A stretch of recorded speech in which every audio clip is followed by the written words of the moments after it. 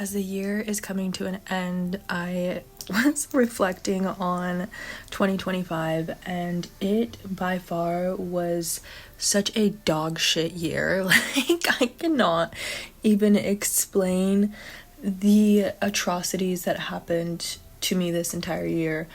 And I just, if I do, I feel like I just have to laugh about it because this year was by far the hardest year of my life. In so many regards: financial, emotional, spiritual, social, relationship wise. And I'm so glad to be like closing it up and putting in the pretty envelope and stamping it shut and just being like, we're done. We're done. Thank God this year's over. And I'm so excited for the new year to begin. I feel like all the stars, and I know everyone always says this, like we always say that this at the beginning of the year, like this is gonna be my year, like I know it, but I truly do feel like this year is gonna be my year. I am closing the chapter on so many things, and I feel like all of the stars are aligning for me to just have the best year ever and to fully be able to chase my dreams. Like, I'm finishing school, I finally have my own little apartment, I'm gonna have my own big girl job and be able to financially support myself off of just one income. Like, the excitement that I feel for the things to come for me this coming year, I couldn't be more thrilled. Carino! Yes, I am unironically wearing a poof in the year of our Lord and Savior, Jesus Christ 2026. But I'm obsessed. You cannot bully me. I don't care. Anyway, speaking of 2026, oh my gosh, I just love the energy of a new year. I'm so pumped and so excited. I feel like I've been processing so much, and it's only like the second or third week of, I think the second week of January, and I'm so pumped to share everything. So, as you guys saw, I made a vision board and I wrote on it, as if you couldn't see, or painted on it. Yeah, I painted on it, believe it is possible for you, because I have started to realize it has never ever been about an issue with my work ethic. It has always been an issue with me believing that certain opportunities are available to me or not. There's so many things I want to talk about, and so I might be like really jumpy and sporadic in this video, but we're just gonna go with it, okay? Because this is our time to chit chat and decompress. Anyway, so 2025, I ended, I think, grateful that I survived. Grateful that I survived. It was a fucking year, to say the least. And one thing that I realized, that I was very upset with myself, and that's why I kind of feel like I'm stepping into this year being emotionally unavailable for dating, was regardless of how difficult my year was, I do feel like I still made it a priority to try and date, because like I've mentioned in shorts before, I just feel like, or I felt like it was this club that I could not get into. Like, I have just never had a serious relationship in my life, and I just wanted other people to see that I could be chosen and that someone was willing to choose me and take me seriously and commit to me, not realizing it is so backwards. Like, I have to be the one to view myself as serious. I have to commit to myself. I have to commit to the life that I want. And I'm not saying that like love is just gonna fall out of the air as soon as I do that. No, but it will make it a lot easier for me to brush off, not choose what isn't choosing me, because I'm so committed to my life and the person that I am and the person that I'm becoming and my goals, that I won't care if this person isn't choosing me. I'm gonna move on.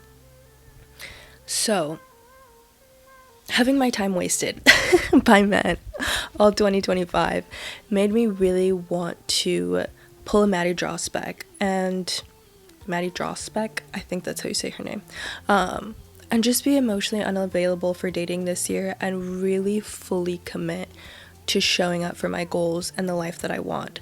What does that also entail? Getting very serious on what I want in my life and the goals that I'm trying to achieve.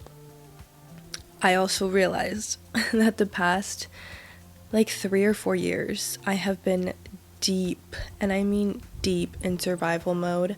I have just been showing up to show up. I've just been trying to get done what was expected of me. I have just been literally only looking like 2 feet in front of me and being like, okay, I can do this, I can do that. Like, it, like, literally a checklist of just like, okay, revolving, I feel like a revolving door of just like everything that I need to get done is gonna get done, but not allowing myself to dream bigger. And that is where I feel like the whole quote, like, believe it is possible for you, came about, because I realized how much I have been living blah, blah, what because I realized how much I have been limiting myself when I have been in survival mode for the past 3 years. Like, I am a girly girl who loves fashion. I love all of the haute couture houses, but honestly, for like the past 3 or 4 years, I haven't even allowed myself to like dream of someday getting a new designer bag, or dream of someday owning a new designer pair of heels or anything like that, because I just thought it was so out of reach with my current day of like, I'm trying to pay my rent on time. I'm trying to make sure I have money for groceries. I'm trying to make sure that I make my credit card bills, you know? So it literally felt like I just put on blinders and was like, nope, you can't even dream. You can't even look that way because you can't afford it. So why are you even going to tempt yourself with looking at things that you can dream of, but you're just not going to receive them right now? So I feel like that makes me so sad in realizing how much I like severed my muscle of allowing myself to dream. I just shut it off and I was like, nope, not gonna do it, can't do it. It's so unrealistic for me, blase, blase, blase. Until I got into therapy and I was really like, we're doing some inner child work, of course. And we were thinking, I was like really reflecting on like, I used to love dreaming as a kid. Like, daydreaming was it for me. Life literally was like a movie for me as a kid. I would dream my life watching all of these like shows that I should not have been watching as a child, but like, and then watching that as a child and then daydreaming that my life was kind of like that. And like, there was something so blissful about just getting lost in a daydream and like pretending that your life is a movie. And the same thing, I turned that off because I feel like everyone around you is just always trying to like root you in reality and be like, wake up, like that's not reality, da da da. And I'm like, what is so wrong about dreaming? Actually, dreaming is so fun and so soothing. I feel like soothing is the easiest like verb that I'm thinking of. Like, it's so soothing to daydream when your reality is shit, because you can be like, this isn't my reality, but someday it could be. And I totally turned that off and just set all of these limits to myself, and I was waiting for my external circumstances to start making me believe that certain opportunities were possible for me. And even then, when I did do the things that I set out to do and I accomplished these goals, I would downplay them. Like, I would downplay the fuck out of them. Like, I got my own place at 27, which is incredibly hard to do at this day and age with the economy the way it is, and I downplayed the fuck out of it because it's not in the best area, to be quite honest, but that is still such a huge and amazing accomplishment. So it's like I constantly would find ways to bully myself, honestly. Like, when I think about it, I'm like, I was just finding ways to continue to bully myself. I have grown a lot in my mental health journey and not being as mean to myself as I used to, but I still find myself randomly allowing myself to fall into old habits, not at the same intensity, but still of wanting to bully myself and be mean to myself and not allow myself to be as big as I want to be and dream as big as I want.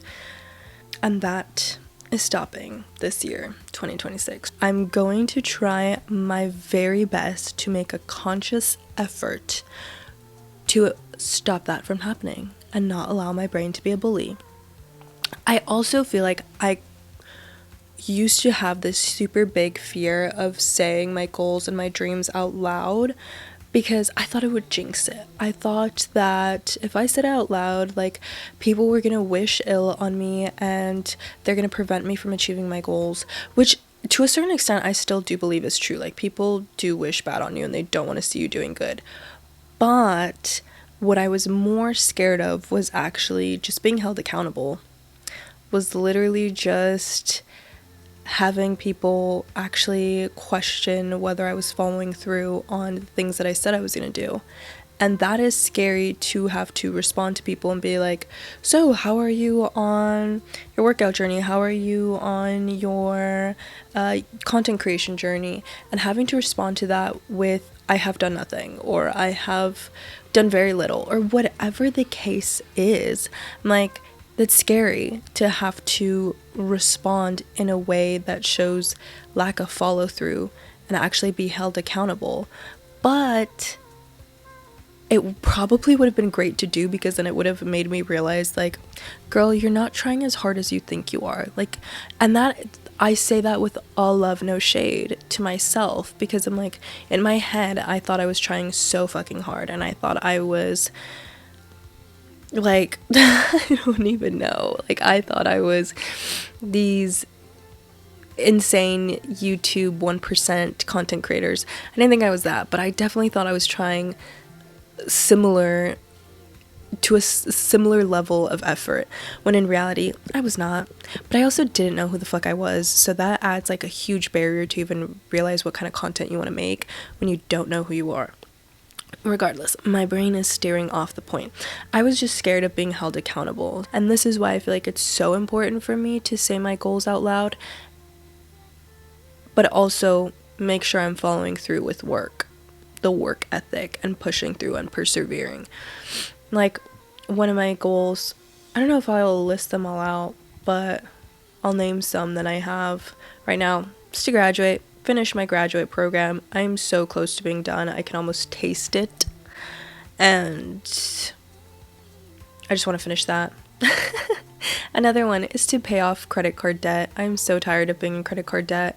It is disgusting. Like I've said, I've lived in survival mode for the past 3 or 4 years, a large part of that being due to credit card debt.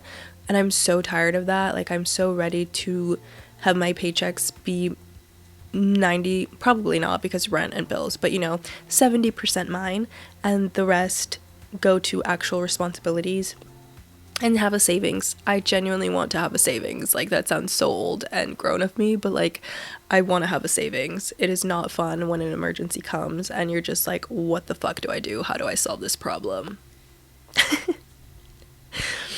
Another one, I want to travel. I feel like, again, with just being in survival mode like the last 3 or 4 years, I have not even thought of traveling or like a vacation in years, because I was like, that's just so unrealistic. I am having trouble paying my rent. Why would I even dream of going on vacation? Like, that sounds delusional. Even though, again, like we're saying, it can be so soothing to live in delusion sometimes when your reality is as tough as it is. Another goal, I'm looking at my vision board. That's why I'm like looking off over here. Another goal is to actually take care of my health, like make my doctor's appointments, make my dentist appointments, go to my optometrist, like all of the things that I hate doing that I know are so necessary. Get blood work done.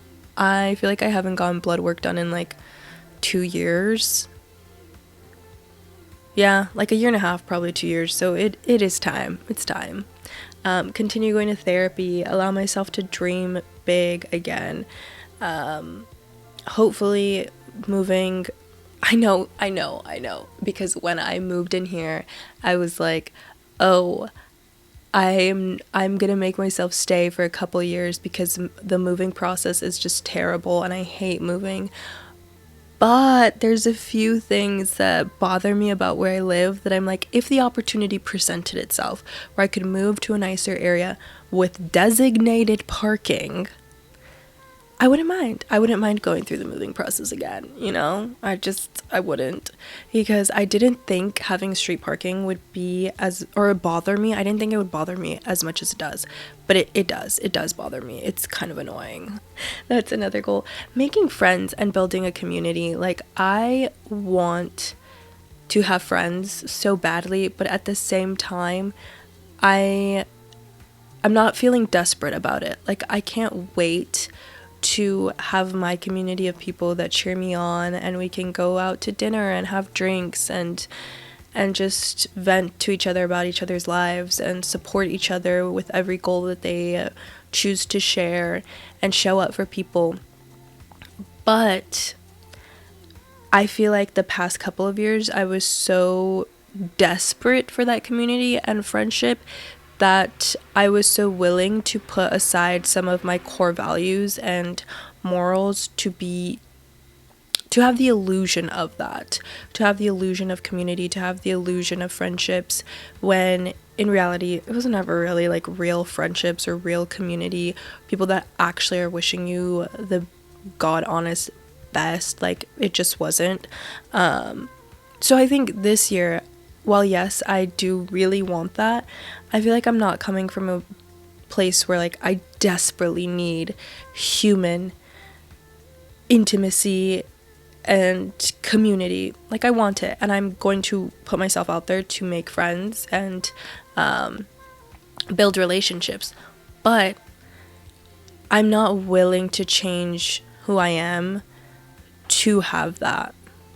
And I think that's like the biggest thing I'm realizing this year, is that I'm really getting clear on like who the fuck I am, my core values, my morals, and I'm not willing to change that for anyone else anymore. I've been a people pleaser my whole life, and so realizing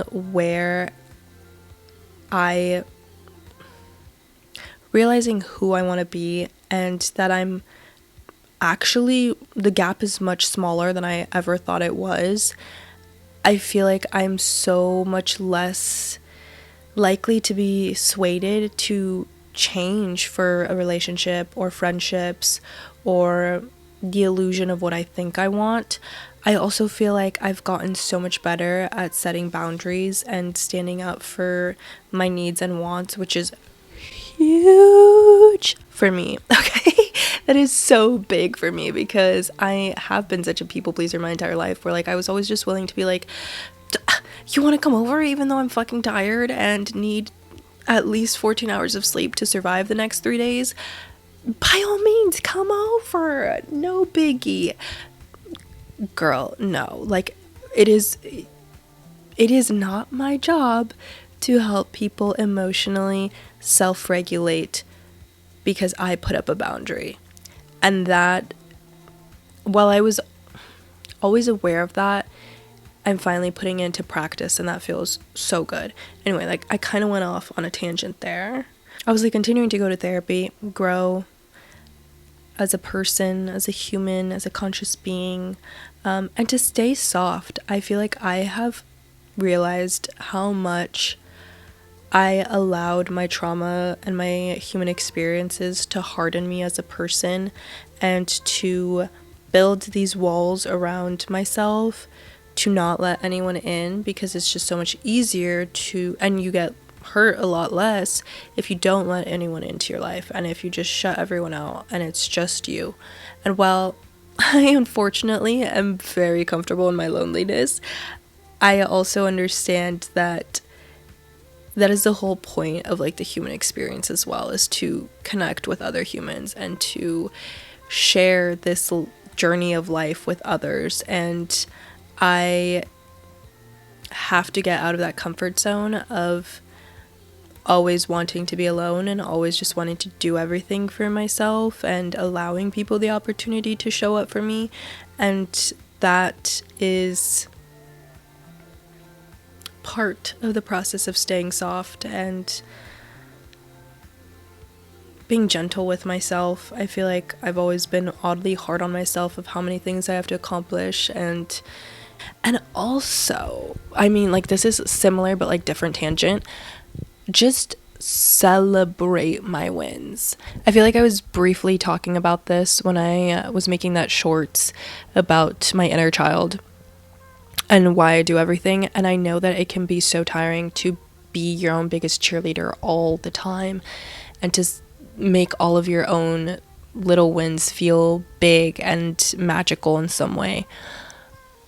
But I feel like I've just had this massive perspective shift of just like, if not me, then who? Like, Carino, it is my job to do that for myself. I cannot keep waiting around for I can't keep waiting around for this magical cycle to happen that's never going to happen, because I keep self-sabotaging of like wanting people to show up for me but not asking people to show up for me, and also not willing to put myself out there to let people into my life to show up for me.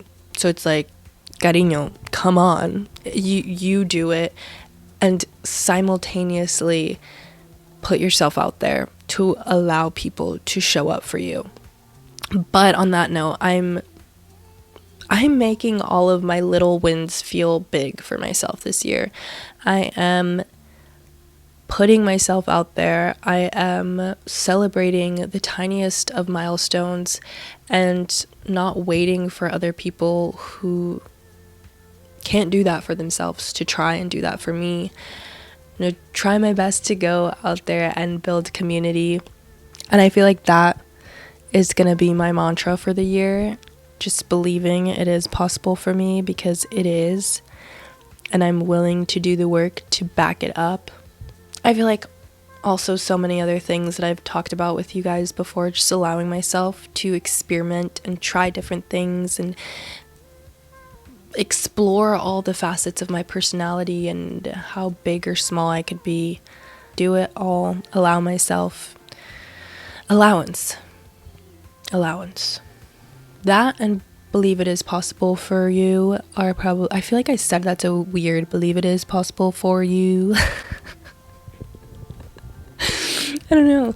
I like my 2 mantras for the year, and I have such a good feeling about this year and such a good feeling about the person that I'm becoming, and I love that for me. This is to accomplishing our goals all of 2026, one by one. We got this, Carino. We can do it, and we are believing that it is possible for us.